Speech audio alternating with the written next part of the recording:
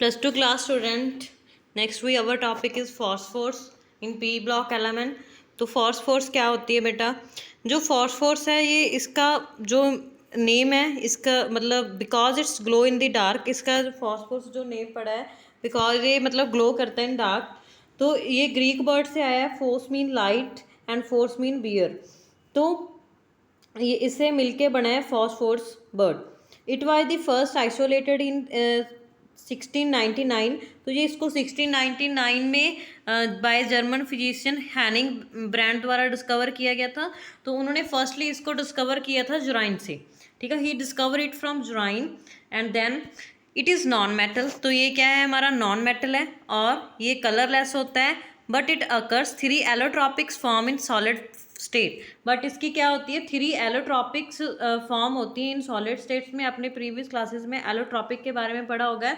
There are white phosphorus, red phosphorus and black. White, red, black, ये तीनों इसकी types हैं। इन तीनों फॉर्म में ये मिलता है। The most common and reactive of which is white phosphorus which look like a vaccine.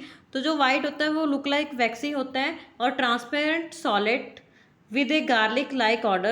Red phosphorus is much less reactive. तो रेड फॉस्फोरस क्या होता है, वो लेस रेक्टिव होता है। It is red powder and does not dissolve in a most liquids. तो ये red powder होता है और डिजॉल्व नहीं करता है लिक्विड्स में। तो जो ब्लैक होता है इज़ प्रोड्यूस बाय हीटिंग।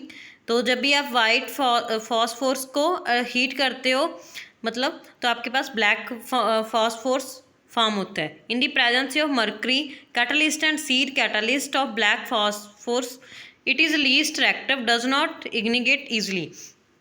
तो इसका कमर्शियली भी यूज़ करते हैं मैन्युफैक्चरिंग करने के लिए, एसिड बनाने के लिए, H3PO4 फॉस्फोरिक एसिड बनाने के लिए, जो फाउंड मतलब हमें सॉफ्ट ड्रिंक्स में मिलता है और फर्टिलाइजर्स में भी यूज़ करते हैं।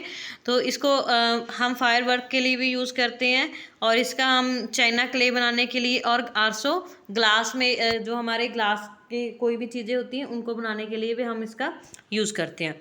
Next one is our element arsenic. तो इसको हम AS से रिप्रेजेंट करते हैं बेटा। तो it was the first recognised as an element by alchemist. तो ये फर्स्ट रिकॉग्नाइज्ड किया गया था एल्केमिस्ट के द्वारा। although it is not certain where and when arsenic was actually discovered. Credit for this discovery usually goes to the alchemist Albert the Great in 1250 AD. तो जो arsenic होता है ये एक फ्री एलिमेंट है जो हमें नेचुरली मिला है, ठीक है। But is usually found in number of minerals. तो लेकिन ये बहुत सारे मिनरल्स में मिलता है। Element arsenic occur in 2 solid modification. तो इसकी क्या है, 2 सॉलिड मॉडिफिकेशन है। First one is yellow and second one is grey और मेटेलिक।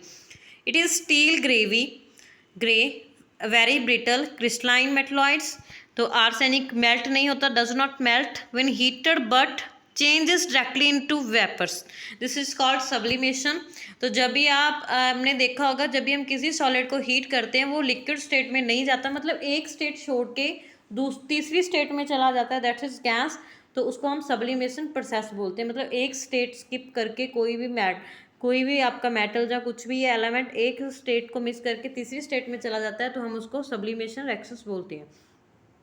आर्सेनिक क्या होते हैं, स्टेबल होते हैं और ड्राई होते हैं एयर में। But the surface oxidising slowly in the moist air to give bronze finally black covering to the element when heated in air. तो जब इसको एयर में हीट किया जाता है तो आर्सेनिक क्या करता है, कंबाइन हो जाता है ऑक्सीजन के साथ।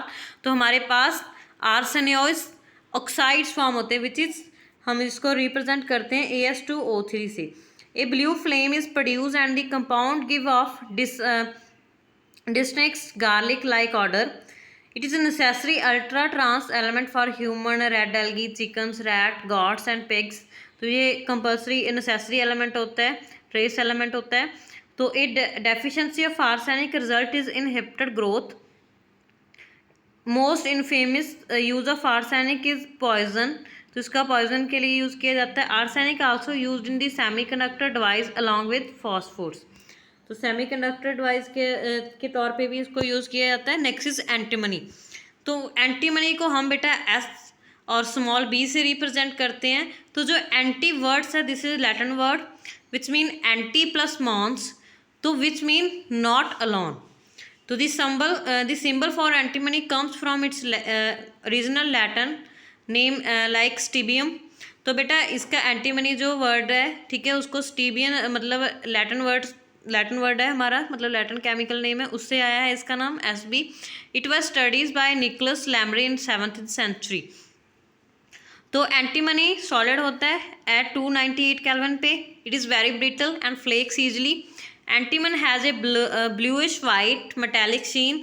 तो इसका ब्लूइश कलर होता है, white metallic sheen. It is a poor conductor of heat and electricity, और ये टॉक्सिक होता है। It cause damage to liver, तो ये लीवर को डैमेज कर सकता है। एंड सम कॉज जैसे लाइक वॉमिटिंग, स्वेटिंग, ये सारी डिजीज भी इसकी वजह से हो सकती है। It is added to iron and iron alloys to increase its hardness, stiffness, reduce corrosion. तो आयरन में इसको ऐड किया जाता है, तो इसको ऐड करने की वजह से तो उसकी हार्डनेस इंक्रीज होती है, रिड्यूस क्रोजन और stiffness. Antimony sulphides are used in the vulcanization of rubber as well in the pigments. तो next is our bismuth. Bismuth को हम Bi से रिप्रेजेंट करते हैं। तो it is name came from German word. तो इसका नेम क्या है, किस वर्ड से है, जर्मन वर्ड से, विच मीन विस्मिथ वाइट मास। तो इसका मतलब क्या है, विस्मिथ का मतलब क्या होता है, वाइट मास होता है। तो इसका सिंबल क्या है, Bi। It was distinguished from tin and lead.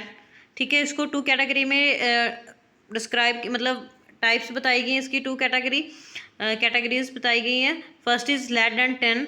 ठीक है, दे जूफ्री एक साइंटिस्ट थे, इन्होंने 1753 में उन्होंने इसको डिस्कवर किया था।